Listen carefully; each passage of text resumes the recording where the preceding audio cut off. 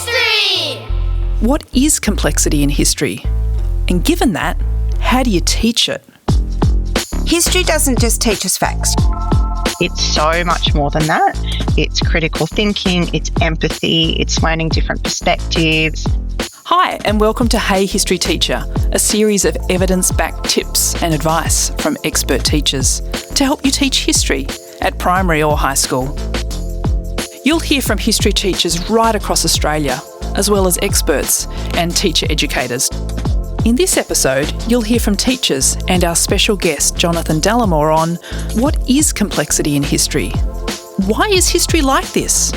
What's unique and special about history that means it is contestable?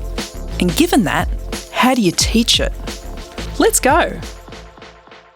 All school subjects can be underestimated and generalised, and history is no exception. And let's face it, history teaching, how history was practiced and what was taught, it's all changed a lot over time in Australia. Not only has history teaching changed over time, but different people have different expectations about what should be taught and how. So it can make sense that history teaching can be misunderstood, as New South Wales teacher Christine Abadir explains. Hello, my name is Christine Abadir. I'm the current head of history at Tara Anglican School for Girls, which is an ELC to Year 12 school in North Parramatta in Sydney. I've been teaching for 11 years, most of which has been history teaching.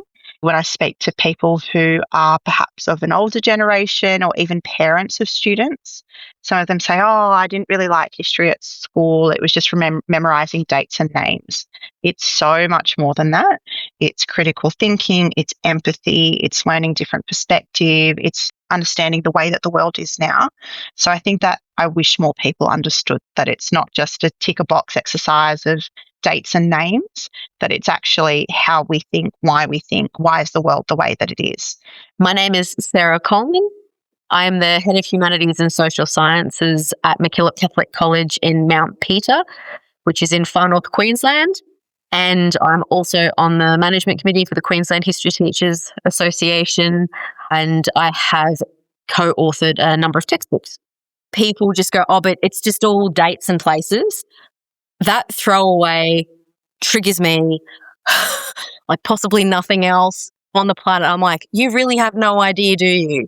That's like me saying to a maths teacher, but you just learn to count, or you just learn to like add and subtract things. Like that's all you do. Sarah Coleman gives the example of teaching ancient history in senior secondary. When you're in those highly specific areas, in 10, 11 and 12 in particular. So 5th century Athens as an example. That's one of our topics in ancient history here in Queensland. That's a whole 100 years. There's a lot of things that go on in 100 years.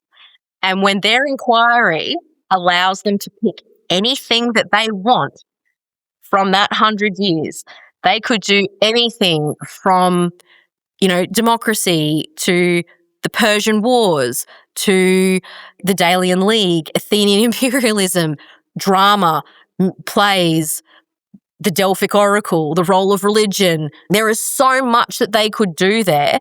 What it demands of you is that you have to have a grasp of all of that. Because when they're handing you drafts or they're going, this is my inquiry question, these are my sub-questions, is this going to work? Can you get me a revisionist perspective on the Peloponnesian Wars, miss? Or tell me about Donald Kagan. Who is this guy? What's my historiography for him? You've got to have such a handle on so many nuanced ways of wrangling a massive chunk of time. And it's not just being able to help students find the primary sources and the secondary sources and that's it. You need to understand the chronology. You need to understand significance, change in continuity, causation, that whole piece. But you then need to have a really deep historiographical understanding of a topic yourself, because you can't help them do that to the level that they need to do it if you don't have it yourself. If you've got no means of directing them, that's hard. That's a lot that you've got to be able to know how to do. And it's the multiple ways of that assessment is done. It's very literacy based. So you've got to have a really good handle on that as well. You've got to do counselling as well, like chuck that into the mix when we talk the trauma-informed piece and the way that you've got to manage those spaces. And I think the only subject that would come close would be the sciences and English. And I think in terms of just like the sheer cognitive weight that you carry as a history teacher, I think gets significantly underestimated. That's what I wish people knew. They're just like, oh, but you just teach history. I'm like, mate, do you want to come and mark my 2,000 word essays? Like, come with me. My husband's a maths teacher and he will come home and he will whinge about his exams and I'll just be like, swap. He'll be like, mm-mm. Both Christine Abadir and Sarah Coleman touched on how history is a complex and multifaceted thing to teach that involves many different skills, and also how history itself is complex.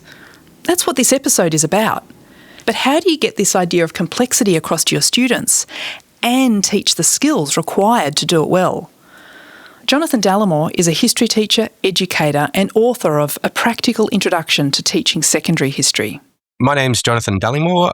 Currently, I'm working full-time for the History Teachers Association of New South Wales.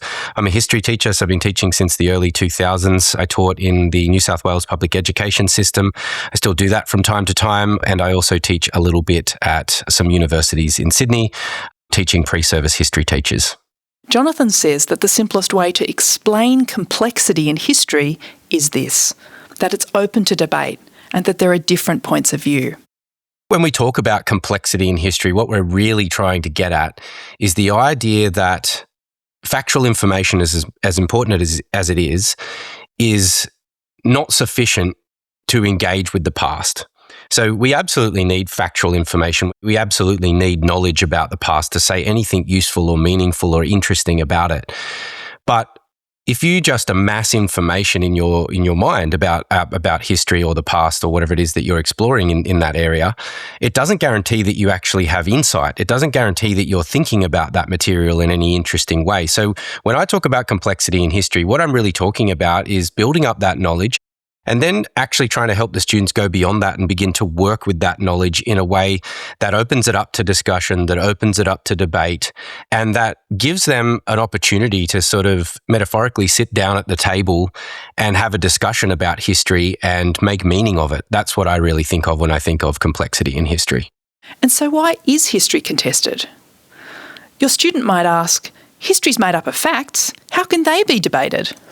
Jonathon says actually facts can be debated. Sometimes actually history is debated down to the point of fact. Some people actually argue that this happened or didn't happen. He outlines a few reasons why history is contested. One is the fact that history is based on evidence and evidence can change. We see this in the news fairly regularly, that a new discovery has been made, perhaps on an archaeological site or something like that, and it opens up new questions and new information about a topic that we think we had a pretty confident understanding of, and it can shift quite dramatically with these new discoveries of evidence. We have to adapt our knowledge to this new evidence. Otherwise, I would say history, it loses its respect quite quickly. So that's one reason it's contestable. Secondly, I think history can be looked at from various perspectives, and this is an important thing. When we try to write a history of the Second World War or a history of Australia in the Vietnam War era or something like that, we're actually talking about a lot of different people going through very complex political and social events. And naturally, they're all going to experience those in slightly different ways and react to them in slightly different ways. And so if we write the experience of those stories simply from the perspective of, say, soldiers, which is an important perspective, then we're going to get a sort of a version of that history that might be useful and shed light on really important features of it, but it's not going to tell the whole story. So what we've done in topics like that is we've tried to explore this as historians from the perspective of, say, the nurses that were involved, or the anti-war movements, or the pro-war movements, the politicians themselves. And so what we're doing there is we're trying to look at maybe the same events often, but through the lens of these different groups and individuals who experience it in unique ways. And so that opens up contest as well. So that's another thing. And then I think finally, history is contestable because historians are we're talking trained historians here, are actually professionals, and they come at the past with quite sometimes specific methods.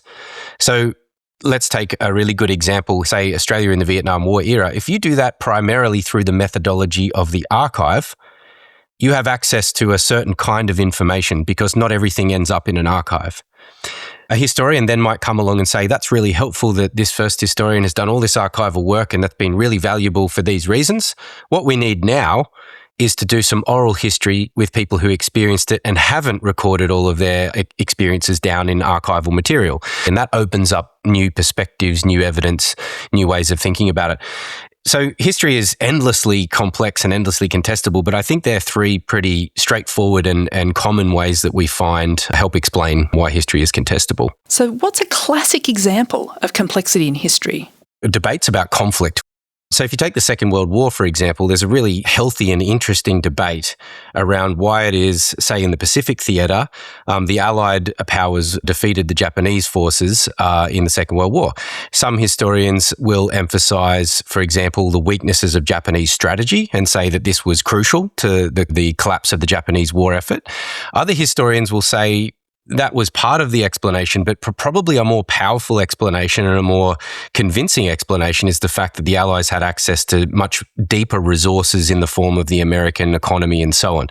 So in that situation, historians aren't saying the Japanese strategy is irrelevant or the only factor, or that the economy is the only factor in the explanation. What they often do is argue over which factors are the most important, which factors are sort of secondary and this kind of thing. So it's a very natural part of the discipline of history to see historians contesting and debating the complex ideas about things like the outcome of a conflict. And they do it as well for the causes of a war. Was the cause of the Second World War in the Pacific primarily about imperialism? Was it primarily about resources? Was it about something else? And so, again, we often have differences of perspectives, and often, actually, historians agree on a lot of facts. They agree on a lot of themes. What they're really contesting a lot of the time is how we prioritize and what kind of emphasis we place on those different factors. We're halfway through the episode. Take a break if you like, and check out our free tip sheet for this episode. You can download it after listening, as well as 7 other history teaching tip sheets on our website, heyhistory.net. To start the second half of this episode, here's one thing to remember about teaching complexity in history to high school students. The world they inhabit is hotly contested. They talk about things all the time and debate things all the time in ways that actually kind of look a little bit like historians at work. They argue over which is the best artist at the moment, or they argue why their netball team won or lost over the weekend. And they emphasise different factors. They think it might be that the other team was better organised in the attack. They might say that we were less organised in defence or something like that. This is not completely out of the ordinary for students to think about in terms of when they think back over their weekend or the past, year or whatever it might be. They are often contesting the past in very simple ways. I think that's a useful way into exploring this potentially with secondary students, is to kind of get them thinking about something that they already do and they're already familiar with, and then expand that to something that's new and perhaps a little bit more complex. And perhaps a little bit more, let's say, academic or scholarly, but the principles are kind of similar. What we're really doing here is we're not saying your netball team lost because of one factor. There's probably many factors at play, and we're debating which ones were the most important. One way to teach historical complexity is by using an example from their life at school. And then, when you introduce new examples from the past, to go slowly. Scaffold their learning.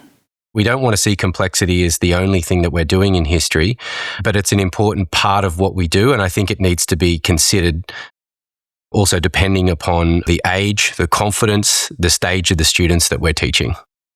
I'm very alert to the fact as a teacher that this is complicated, and I'm not going to go into a Year 7 class with a set of 400-page books that contest the legacy of Cleopatra or something like that and expect the students to really grapple with the details of those arguments.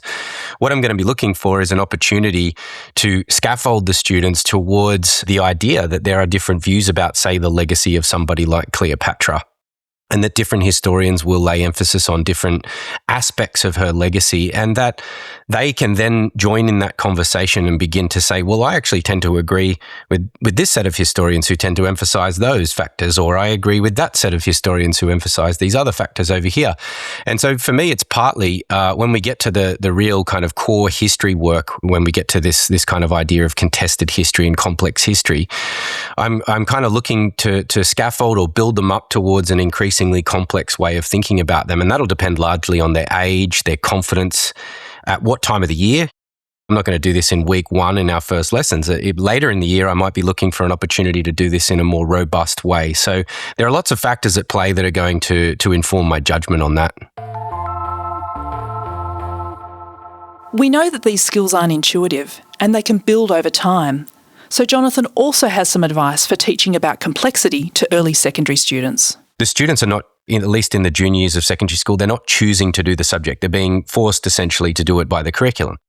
It's at least as important as ever to introduce students to this idea of being able to actually look at a source in a thoughtful and intelligent and patient manner. Because when they go to the internet and they're confronted with a video or a website or whatever it might be, I really would love for my students to go, hang on a second, let's have a quick think about where this is coming from, what it's trying to argue, what the alternatives might be, and so on. So there is a balance. I don't want to overwhelm the students with source analysis in an endless way, but I think it's really crucial in secondary school that they begin to at least be opened up to this idea that sources are contested and we need to handle them with care. So what does that look like in practice? Well, it looks like being careful about the sources I'm going to put in front of a student. So I'm not going to put, highly complicated texts necessarily in front of a class first up. I'm going to start with something that's a little bit more accessible for them, that opens up some gentler questions about the nature of perspective and the nature of being able to draw out reliable information from a document or a photograph or something like that. And as they get more confident, we might be introducing a few extra sources, and we might be even introducing sources that conflict a little bit. And the students have to try and start to think about, well, which one is the better explanation here, or the more informative explanation? And so that's an important theme, is that idea of, again, building up the complexity depending on where the students are at. It's also really crucial that we give the students an opportunity to actually do something constructive with sources. The experience of actually saying something meaningful about the past, rather than just history as this endless criticism of other people's views or other views. Part of the joy for me is actually telling great stories about the past and having lunch with friends and arguing about the Second World War or whatever their point of interest is, and finding out their ideas and having a sort of gentle and friendly contest about why the Allies won or whatever it might be. A really important thing here as well is that sources and evidence are also seen not just as a kind of critical item in history that we deconstruct and we analyze, but something that we use to tell great stories and make interesting arguments and exchange ideas. I think that's also equally as important. So what if you're thinking, I'm not sure if my kids are up to this? So a common criticism of this kind of thinking about history education, and this goes back a long way. So there was a famous set of essays by a British historian, Geoffrey Elton, for example, who argued when this kind of thing was coming into schools, particularly in the 1970s, that this was impossible, that students simply didn't have the maturity to use evidence and make arguments and tell stuff. What they really just needed to do was learn the facts of history. And I think he even put this almost word for word, that we'll kind of fix that when they get to university. I fundamentally disagree with that. And what I would say here is that I think it's absolutely important for students to be exposed or given and be given the opportunity to begin to actually practice this kind of thing. There are reasons for that I think one of them is that we just don't know which students are going to be really good at this, and we don't know which students are going to love it and go on to become historians and do wonderful things with history. And what we're expecting is not highly polished PhD level insights into the past. I'm not expecting that from my year 8 students. We're expecting it to be a little awkward. We're expecting it to have unpolished edges, but we should be, I think, celebrating the fact that many of these students are actually having a go at this and trying it and learning to do things that are actually quite intelligent, even though they might be a bit rough. There's no guarantee students are going to all react in the way that you hope or predict or so on. So when we're dealing with contestability and this kind of more complex history in schools, I wouldn't imagine that every student is going to be overly joyed and enthusiastic with every single activity I put in front of them. And that goes for anything I do in a history class. So that's not really the test here. But I do think it's actually true that a lot of students enjoy the process of contesting the past. And I think there is backed up by quite a lot of research too. In interviews with students, they tend to report enjoying this idea of being able to debate things and ask questions. So they have an opportunity to be part of the discussion. And I think that's one of the many things they, if they do like it, they like to be seen as not just receivers of information or, learners of the curriculum, but they're actually kind of sitting at the table, having a conversation about these things, being allowed to ask questions, being allowed to challenge different views. And that, I think, is a really wonderful experience for their own ability to go out, into the wider world and engage in the workplace and so on. So I think it's got actually really good payoff down the line. What other strategies can you use to teach complexity in history? To be 100% honest, I think every teacher needs to work out their own strategies here. And this is important for me to say because history is not the kind of subject where you can just set down the 7 rules of teaching history and everyone follows those 7 rules and it works out neatly and cleanly in every space. So that's the first thing I want to say is that I have approaches to this that may not be the same as other teachers, and that's entirely, I think, expected and appropriate in this context. So let me come at this from, let's say, a personal kind of approach. And the way I kind of think about this is that I tend to be quite open with my students about the field of play, as I call it, in my class. And this goes for school classes or university classes. So it sort of works across different age groups for me. And that field of play is that I don't have time or the inclination to entertain any theory about history or the past that we could think of or possibly come across.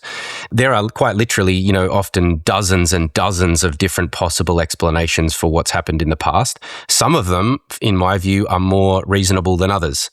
And what I'm kind of being open about with my students is that in my classroom, we need to develop a kind of what I call a sort of factual architecture for the topic.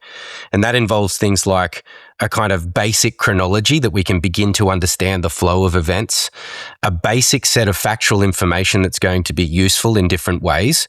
And these are facts that I think are really reliable. So, I've read lots of different books on the topic and we've looked at lots of different films. And these are facts that I think are quite defendable and are going to be quite useful. And so these are what we're going to begin to use as a class to address these questions. And so I begin like that. And then the idea is to try and look for opportunities when it makes sense, and depending on the class that I have and how confident they are and so on, is that I'm then looking for opportunities to open this up to begin to actually sort of debate and discuss the meaning of those facts. And that will also depend a little bit on the sort of central questions of a topic. So, for example, if we're looking at, say, Australia in the Second World War, one of the questions I like to explore there when we're looking at, say, the experiences of prisoners of war is why did the experiences of Australian prisoners in, say, the Pacific vary so much when they were all captive of the same enemy at the time, right? So why is it that one soldier could go into captivity of the Japanese Empire in one place and have a certain kind of experience, and another soldier could go to another place and have quite a radically different experience? It's the same empire, it's the same military that they're captives of, but there's quite a varied experience. I'm going to address that by building up the factual architecture, and then I'm going to look for an opportunity to open up discussion about what factors begin to explain that variation. And that's where complexity does enter in a real kind of concrete way, I think. How else is history teaching more than just the facts? Besides debating different points of view, there are the historical thinking skills involved in looking at facts, studying them, researching, and finding your own educated point of view. Some of the most, I think, important themes of historical thinking that are kind of now pretty established around the world. So this is quite common in Canada, United States, England, Australia, and so on. And so they're quite common, but some of those common themes are things like questions around historical causation. So that's one example. Change in continuity, trying to understand how much an event might have brought about change in a particular society. And in fact, in what ways perhaps a big event didn't change that society is as important as how much it did change it. The notion of handling historical evidence evidence is a core part of this as well. But if I just take one example there, let's stick with causation. What we're really sort of thinking about when we're approaching that question is we're trying to help students understand a couple of things. One is that historians don't tend to rely on what we would call sort of simple monocausal arguments about the past. So why did Australia become a federated nation? A historian is probably unlikely to say in their book or whatever it is they produce, it was all because of economics. That's what we'd call a monocausal argument. One cause and a huge complex event that comes from it. It doesn't really satisfy us because we know that history and our own societies don't really function in that simple kind of way. But now, if I open that question up, a student who's, say, 14 or 15 or 16 is now going to be thinking, well, how am I supposed to begin to figure out this question about federation? And so this is where historical thinking, I think, becomes really helpful, is because we can say, well, let's look at a way that historians would commonly do this. And they'd look for multiple causes. That's step one. So we're not going to explain this by one factor. We're going to look for a couple.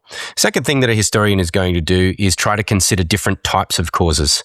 So economics is a common one, absolutely, when you think about explaining things like national histories or wars or things like that. We're often talking about economics as a possible explanation. But so are things like political aspirations. You know, we might be talking about individuals within the process of federation who really wanted to leave a legacy and felt it was their important sort of contribution to the national story to really push federation along. So those political and individual stories become part of the mix as well, as much as, say, economics. Then we might think of things like security.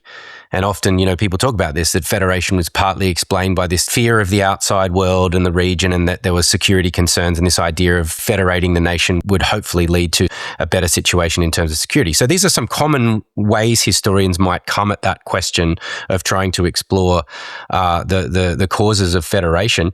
And there we can present that in shorthand form for students, and they can begin to make sense of it in a way that isn't overly complex, and that's tailored a little bit to their age and their confidence levels and their understanding of these things. Say you're a teacher new to history. Can you borrow from other subjects you've taught when it comes to complexity and historical thinking skills? Yes and no. And I often start by explaining this in the sense that history is not entirely unique. It's important that we don't think of history as this completely separate subject that has nothing to do with anything else that the student might confront in their school curriculum or other subjects. So, for example, historians and students in a history class are going to be grappling with the notion of evidence.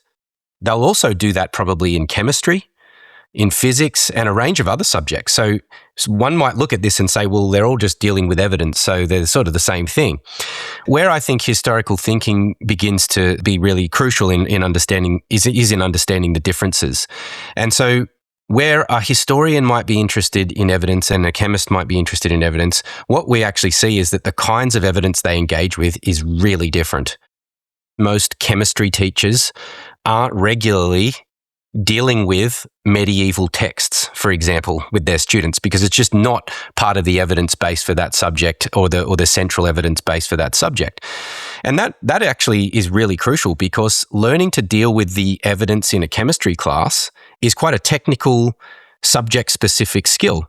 A second thing that I think is important is that history deals with its central concern for a long time anyway has been this idea of exploring the experiences of humans across time. And that's not the central question in a physics class, for example. It's not the central question in a drama class. I mean, they might talk about human experiences and they might bring those up, and clearly drama is going to engage with all sorts of perspectives and emotions and human experiences, maybe from the past even. But their central concern in those subjects is not about trying to understand the human experience across time. And I think if we understand that that's the beating heart of the subject, then it helps us understand why some of these modes of thought are actually quite unique. What a great note to end on. I'm Anna Clark, and you've been listening to Hey History Teacher. There are 7 other episodes for you in this series. Go and check them out. And a huge thanks to all the teachers we spoke to for this series. In this episode, you heard Sarah Coleman, Christine Aberdeen, Jonathon Dallimore. Hey History! Get a tip sheet summary of this episode on our website, heyhistory.net, and follow Hey History in your podcast app. This episode and the whole professional development series is funded by the History Teachers Association of New South Wales. Special thanks to Jonathon Dallimore. Hey History Teacher is produced by Jane Curtis at UTS Impact Studios. The executive producer of this series is Anna Clark. This podcast was made on Gadigal country in Sydney, Australia. Thanks for listening.